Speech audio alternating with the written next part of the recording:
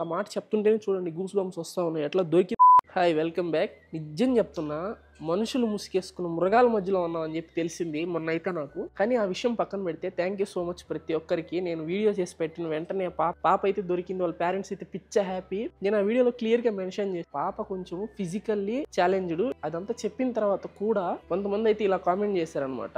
ఒక సైకోది ఒక సైకోగాడ్ అనమాట కామెంట్లు పెట్టింది. ఆడపిల్ల అయ్యుండి ఆడపిల్ల తప్పిపోయిందని చెప్పి ఇలా వీడియో పెడితే దానికి ఇలా కామెంట్ పెట్టారు. వాళ్ళని ఏం చేయాలో మీరే చెప్పండి.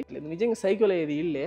అండ్ ఆ పాప నెల్లూరులో తప్పిపోయి వైజాగ్ లో దొరికింది. 12 రోజులు 13 రోజులు అవుతుంది అప్పటికి పాప తప్పిపోయి. ఈ చుట్టుపక్కల ఎత్తుక్కుంటా ఉన్నారు నెల్లూరులోనే వాళ్ళ పేరెంట్స్. అండ్ వైజాగ్ లో అయితే దొరికింది అనమాట. మొత్తానికి చాలా డేంజర్ అయి ఉండేది. అప్పుడు ఆ వీడియో పడకుండా ఉంటే ఆ పాప ఇంకా ఒరిస్సా బార్డర్ లోకి వెళ్ళిపోయింటే ఇంకా దొరికిండేది కాదు. ఆ మాట చెప్తుంటేనే చూడండి గూస్ బంప్స్ వస్తా ఉన్నాయి. ఎట్లా దొరికింది కదా అని చెప్పి. మెయిన్ ఏంటంటే కామెంట్ సెక్షన్ అనమాట మేము చూసుకునేది. అయితే ఫోన్స్ వస్తాయి, లేకపోతే కామెంట్స్ పెడుతుంటారు. ఆ కామెంట్స్ చూద్దాం అని చెప్పి వాళ్ళ పేరెంట్స్ కూడా కామెంట్స్ ఓపెన్ చేస్తారు. సార్ నేనే కాదు, ఆ కామెంట్లు చదివి వాళ్ళకి ఎట్లుంటది.